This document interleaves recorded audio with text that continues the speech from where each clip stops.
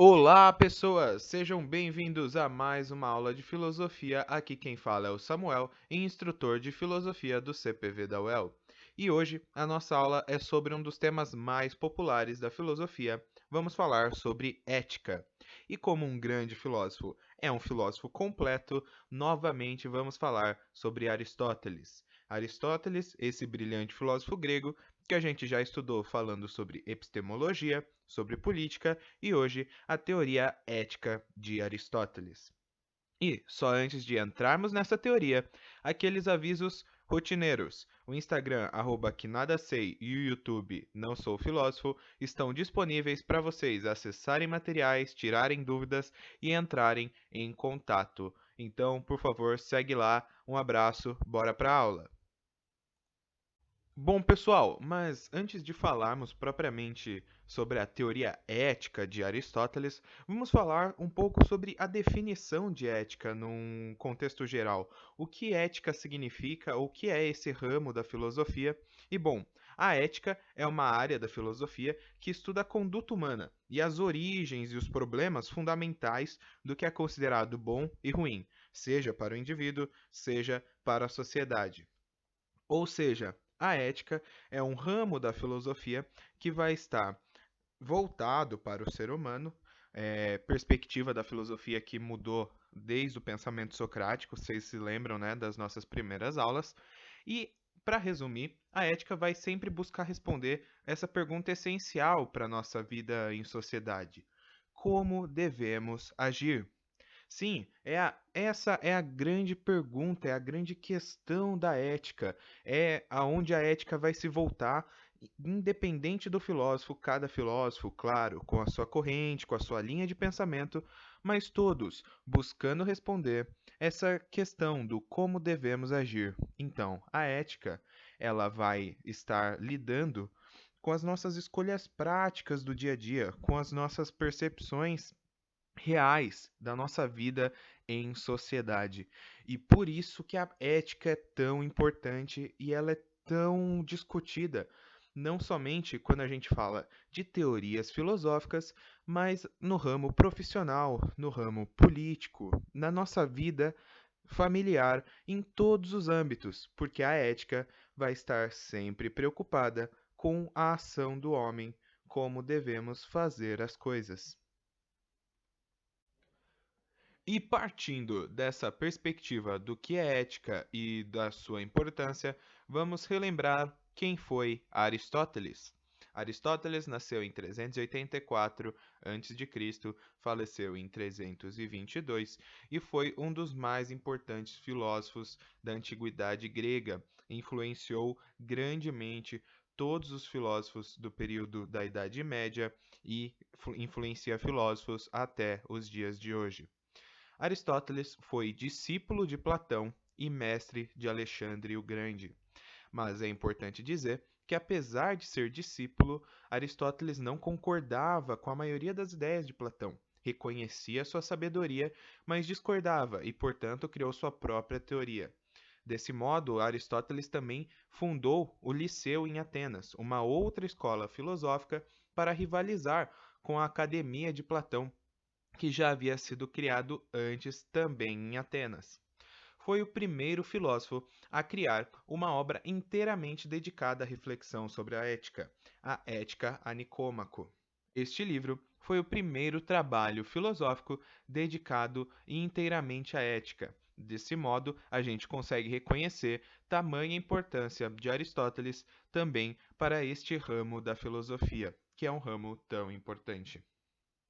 A ética de Aristóteles pode ser reconhecida como ética das virtudes, porque na obra Ética a Nicômaco, Aristóteles vai basear a sua teoria ética no conceito de vida segundo as virtudes.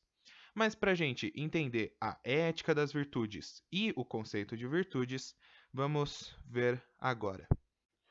Bom, pessoal, mas agora, para entendermos verdadeiramente a teoria ética de Aristóteles, a ética das virtudes, vamos começar lendo um trechinho da obra de Ética Nicômaco.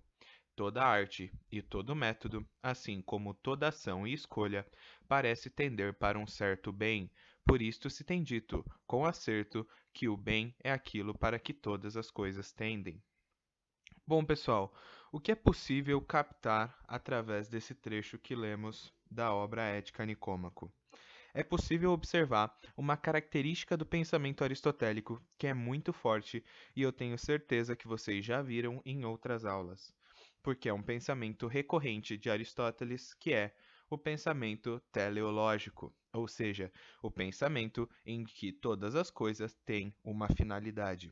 E para Aristóteles, o homem e as ações humanas não estão fora desta equação. Mas, para compreendermos, então, qual é a finalidade do homem e de todas as nossas ações, eu vou propor agora uma reflexão com vocês. Bom, eu quero que agora você pare e pense só por alguns minutos sobre as suas ações. Pode, é pessoal mesmo. Por que você está estudando num cursinho?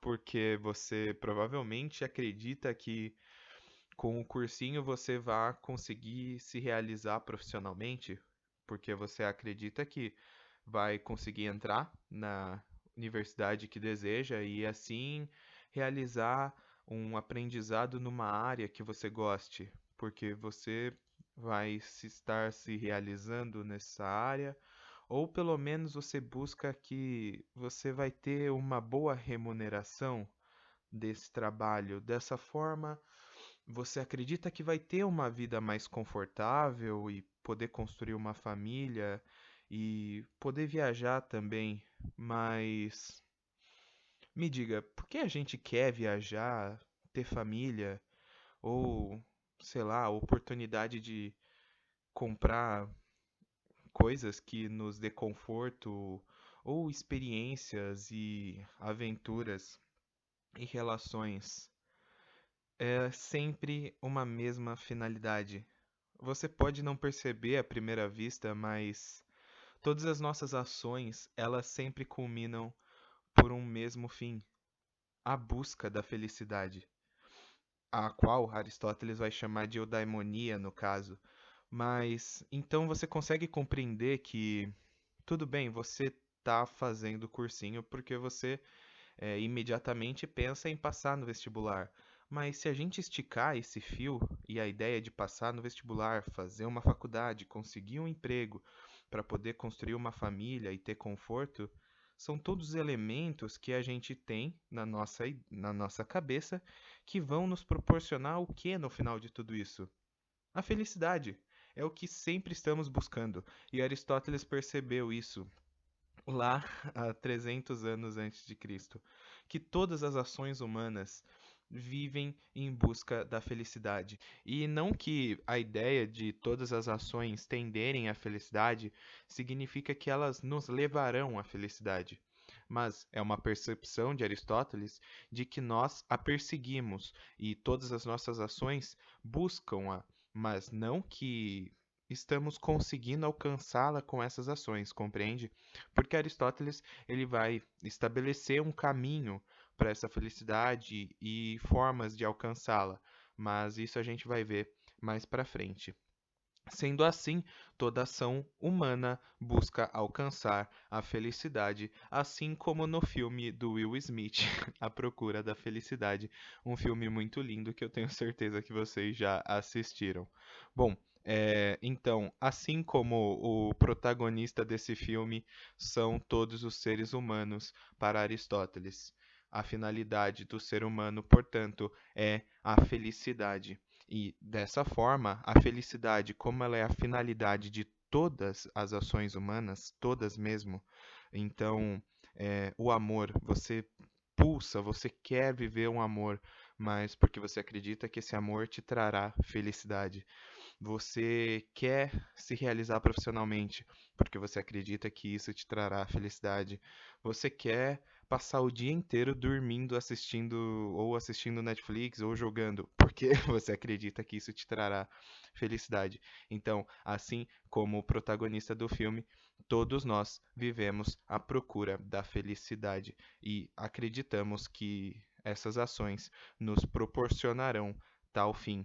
Sendo assim, a felicidade Ela é o fim de todas as coisas e nunca o meio para nada, porque a gente nunca procura a felicidade para alcançar uma coisa, é sempre alguma coisa para alcançar a felicidade.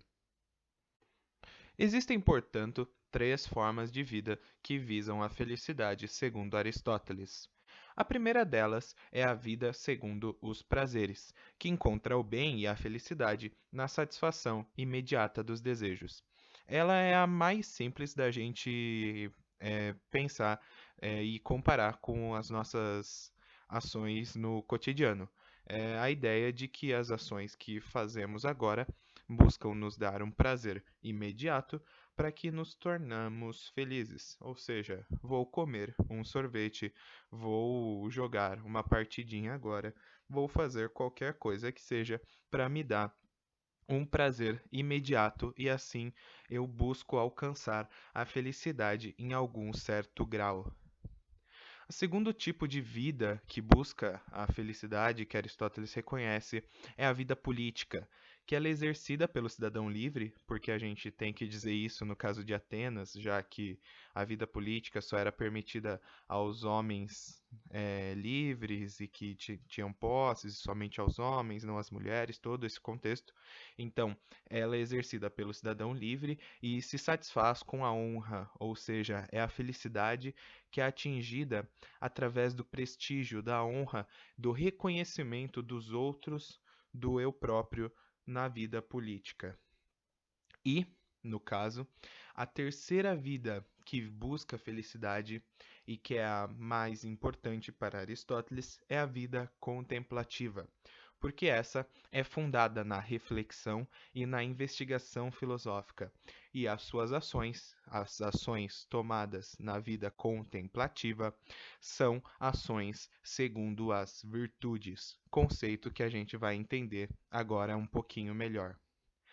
Apesar de reconhecer que as três formas de vida visam a felicidade, Aristóteles estabelece que apenas a vida contemplativa, aquela segundo as virtudes, é capaz de alcançar o bem maior. E o que seria essa ideia de bem maior, né?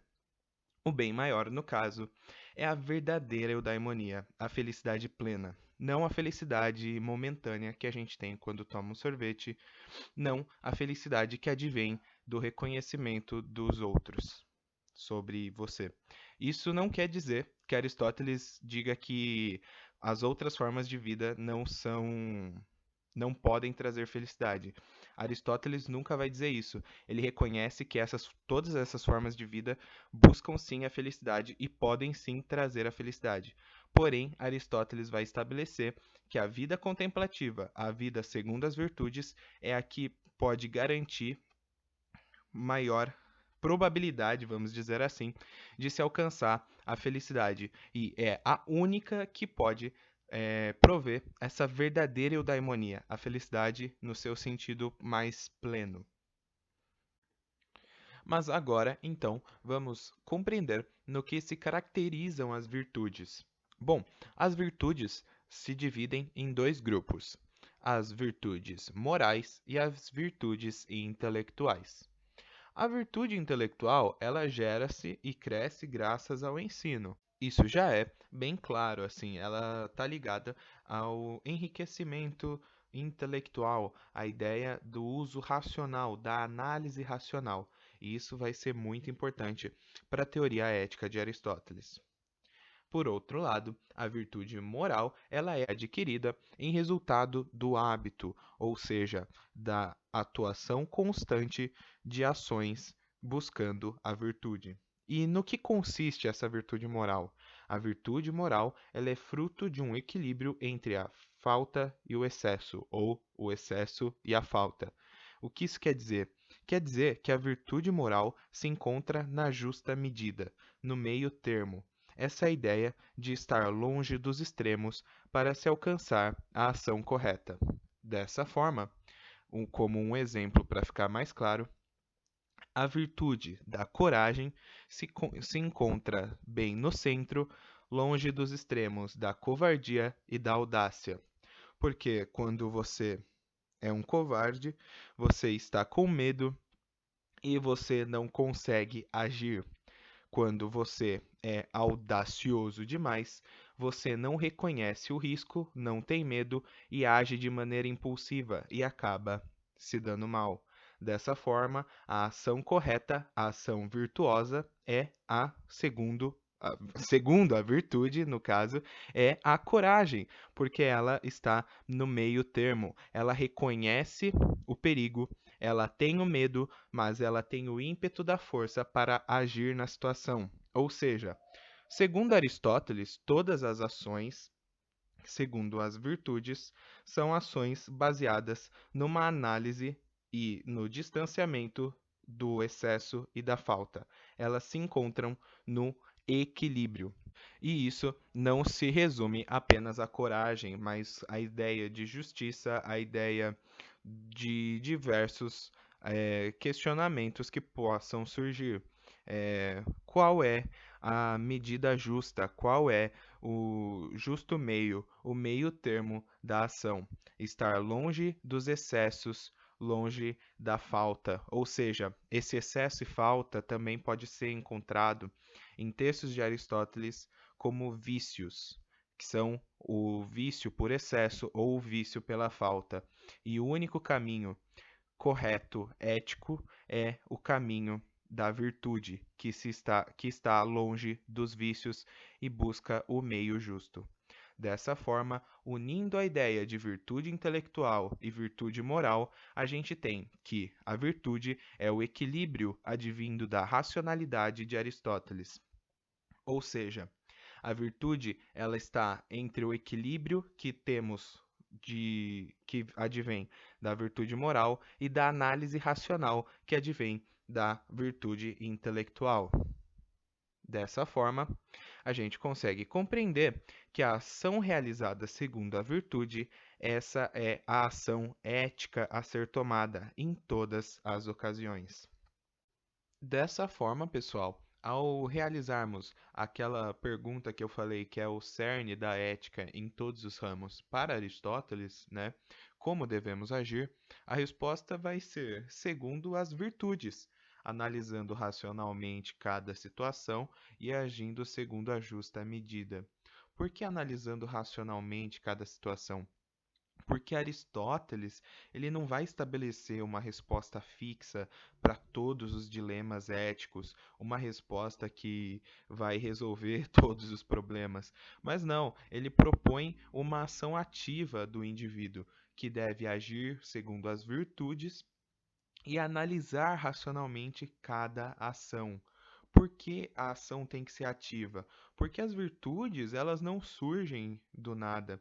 Todo ser humano, ele tem a potencialidade de desenvolver virtudes, mas as virtudes só se desenvolvem com o hábito, no caso das virtudes morais, e com o estudo, no caso das virtudes intelectuais.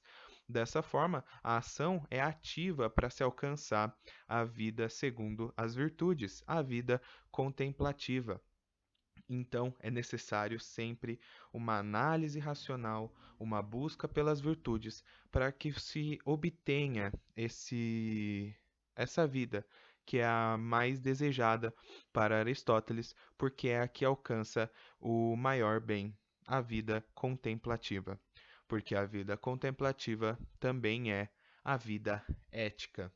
E como Aristóteles estabeleceu o fim de todas as coisas, a vida ética é o que nos proporcionará uma vida feliz, alcançando a eudaimonia. Dessa forma, Aristóteles consegue fazer uma relação muito interessante entre ética e felicidade, porque para ele, uma vida segundo a ética é uma vida que nos garantirá uma maior felicidade. Então está aí mais um motivo para agirmos corretamente, agirmos segundo a ética, porque agindo segundo a ética, vamos ser mais felizes.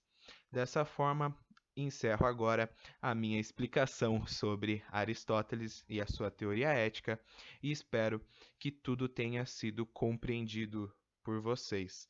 Vamos realizar alguns exercícios juntos para compreender se tudo ocorreu tudo bem durante a aula de hoje, pessoal. Bom, Exercício número 1. Aristóteles foi o primeiro filósofo a elaborar tratados sistemáticos de ética. O mais influente desses tratados, a Ética Nicômaco, continua a ser reconhecido como uma das obras-primas da filosofia moral. Ali, nosso autor apresenta a questão que, de seu ponto de vista, constitui a chave de toda investigação ética. Qual é o fim último de todas as atividades humanas? Com base no texto e nos conhecimentos sobre ética aristotélica, é correto afirmar. Bom, pessoal, olha que interessante. O texto já nos dá uma informação muito fresquinha do que a gente acabou de ver e da forma como Aristóteles vê a ética, né? Porque para Aristóteles, a chave de toda a investigação ética é a ideia do fim último da atividade humana. É isso que vai caracterizar, né, a sua teoria ética, como a gente viu sobre a eudaimonia. Então vamos ver as alternativas. A. É uma ética que desconsidera os valores culturais e a participação discursiva dos envolvidos na escolha da concepção de bem a ser perseguida. Não, né, pessoal? Isso não é uma característica da ideia ética de Aristóteles. A participação discursiva dos envolvidos, ela é essencial, né? Porque a busca pelas virtudes é uma busca ativa, mas essa mistura aí de valores culturais tá aí para confundir vocês. A A não é. Vamos ver a B. É uma ética do dever, que o impor normas de ação universais transcende a concepção de vida boa de uma comunidade e exige o cumprimento categórico das mesmas pessoas. Bom, pessoal, essa é uma ideia de ética de um cara que a gente vai ver em algumas aulas daqui para frente, chamado Kant, e não é a visão aristotélica sobre ética, até porque, para Aristóteles, a concepção de vida boa, de boa vida, de vida feliz, é essencial para sua teoria ética. Então, a B não é. C. É uma ética compreendida teleologicamente, pois o bem supremo, vinculado à busca e à realização plena da felicidade, orienta as ações humanas. Bonitinha essa, não é, pessoal? Falou do pensamento teleológico de Aristóteles, que é o pensamento de que tudo tem um fim, falou sobre o bem supremo, falou sobre busca pela felicidade, que orienta as ações humanas. Cara, completinha, perfeita, não é? Então, só vamos ver as outras para desencargo de consciência. D. É uma ética que orienta as ações por meio da bem-aventurança, proveniente da vontade de Deus, porém sinalizando para a irrealização plena do bem supremo nesta vida. Bom, não, na teoria ética de Aristóteles não se baseia na ideia de Deus e ela, na verdade, busca a realização plena em vida. Vamos ver a E. É uma ética que compreende o indivíduo virtuoso como aquele que já nasce com certas qualidades físicas e morais, em função dos seus laços sanguíneos. Bom, pessoal, como vocês viram durante a explicação, na verdade não, porque as virtudes são provenientes de uma ação ativa, de uma busca por virtudes e não de um elemento que já nasce com a gente. Nasce com a gente a possibilidade de buscar as virtudes, mas não as virtudes. Nós temos a potência que nasce com a gente. Então, com certeza, a resposta é a C, porque ela está perfeitinha, coerente com toda a explicação da aula. É isso aí, pessoal. Espero que vocês tenham conseguido chegar nessa também. Bom, pessoal, e antes de passarmos para o próximo exercício, eu só queria aproveitar que a gente está nesse momento de questões para dar uma dica que costuma confundir bastante, que é a respeito da ideia de felicidade quando Aristóteles traz, porque quando a gente fala de vida segundo as virtudes, nos levar à felicidade, é que a vida segundo as virtudes, ou seja, ser uma pessoa virtuosa, nos torna mais prováveis a alcançar a felicidade para Aristóteles. É só importante deixar claro que ser virtuoso não necessariamente é uma garantia exata de ser feliz para Aristóteles. Porém, por outro lado, para alcançar a felicidade verdadeira, daí nesse ponto é necessário ser virtuoso. Ou seja, ser virtuoso não é garantia de ser feliz necessariamente, mas para ser feliz verdadeiramente é necessário ser virtuoso. É só uma dica, pessoal, porque costuma confundir. Bora para o próximo exercício. No livro da Ética a Nicômaco, Aristóteles diz que há duas espécies de virtudes, dianoética e ética. A virtude dianoética requer o ensino, o que exige experiência e tempo. Já a virtude ética é adquirida pelo hábito e não é algo que surge por natureza. Isso não quer dizer que as virtudes são geradas em nós, contrariando a natureza. Para Aristóteles, somos naturalmente aptos a receber as virtudes e nos aperfeiçoamos pelo hábito. Com base no enunciado e nos conhecimentos sobre a ética aristotélica, considere as afirmativas a seguir. Pessoal, então, eu quis trazer essa questão para vocês só para complementar ainda mais a explicação, porque ela utiliza de termos diferentes. A virtude dianoética é o que a gente chamou de virtude intelectual, e a virtude ética, no caso, é o que a gente chamou de virtude moral. Então tá aí essa dualidade de terminologias, mas que dizem a mesma coisa, tudo bem? Então vamos ver as afirmativas. 1. A virtude dianoética é a virtude e a virtude ética são adquiridas respectivamente pela experiência, tempo e hábito. Tá aí, verdadeiro, correto, né? A virtude intelectual e a virtude moral são adquiridas respectivamente pela experiência, tempo e hábito. É isso aí, tá certinho. Vamos ver a 2. A virtude dianoética e a virtude ética, por serem inatas, são facilmente aprendidas desde a infância. Tá aí, pessoal, isso não é verdade. Como elas são é, inatas, elas precisam de um esforço para serem aprendidas. Então, elas não são facilmente desenvolvidas desde a infância. Elas necessitam, sim, de muito empenho. Então, a 2 não é verdadeira. Vamos ver a 3. Os seres humanos são naturalmente aptos a receber as virtudes éticas, embora não sejam virtuosas por natureza. Tá aí, pessoal, certinho. Lembra que eu falei que nós temos a potência de nos tornarmos virtuosos, mas que é necessário uma atuação ativa nesse quesito.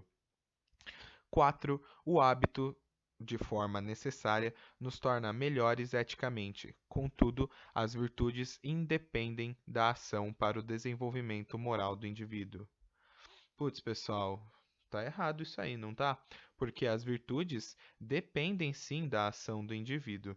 Então, tá aí a 4 também está errada, sendo a 1 e a 3 corretas, somente as afirmativas 1 e 3 corretas, alternativa B é a resposta. E, pessoal, ficamos por aqui na aula de hoje. Agradeço a atenção de vocês. Qualquer dúvida, contato que seja necessário, acessem o Instagram, @quenadasei, e acessem esse material e outros também no Instagram, @quenadasei, e no canal do YouTube Não Sou Filósofo. É isso, um abraço, tchau, tchau.